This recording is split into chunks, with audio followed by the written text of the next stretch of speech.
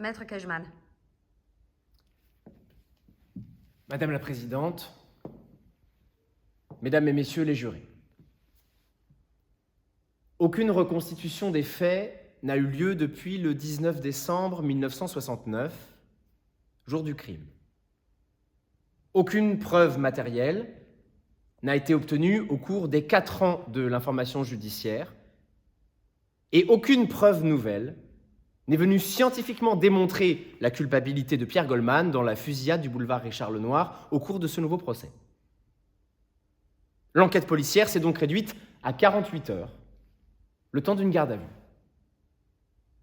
On s'est fié aux accusations mensongères d'un indicateur, aux seuls interrogatoires de la police et aux reconnaissances mal exécutées des témoins. Je ne dis pas, comme mon client, qu'il y a eu une machination policière, mais j'affirme qu'un mauvais fonctionnement de la machine policière, puis judiciaire, n'a fait que broyer du mensonge et fabriquer du doute. On ne peut pas suspecter la bonne foi des témoins, et pourtant ils ont dit des choses contradictoires. Comment cela est-il possible? Eh bien, c'est très simple. Le mécanisme du témoignage est quelque chose d'effrayant. On est sollicité. On croit avoir vu, on veut avoir vu. Et finalement, on n'a rien vu. On n'envoie pas un homme en prison pour toute la vie quand on ne dispose que de preuves incertaines. Pour moi, faute de preuves matérielles suffisantes, l'accusation s'est rabattue sur des hypothèses. Vous dites que vous n'accordez aucune valeur scientifique à l'alibi de M. Pierre Goldman. Très bien. Mais comment pouvez-vous oser accorder une valeur scientifique à des preuves insuffisantes quand la charge de la preuve revient à l'accusation? Cela signifie-t-il dans la pratique que la présomption d'innocence n'existe plus? Cela signifie-t-il qu'il faille condamner au bénéfice du doute?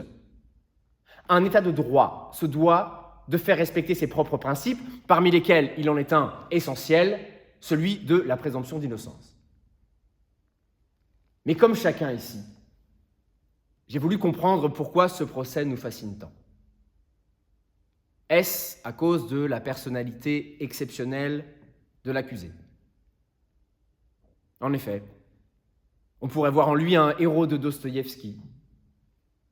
Les possédés, l'idiot, crime et châtiment, chacun choisirait son roman.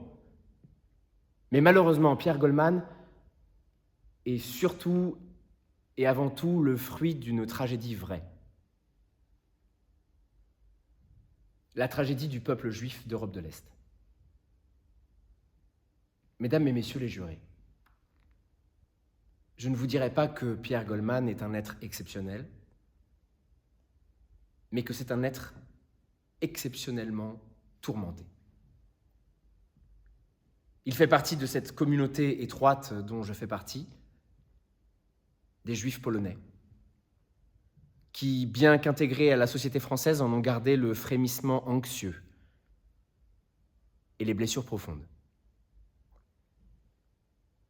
Je vous demande donc d'oublier l'effet qu'a pu faire sur vous sa personnalité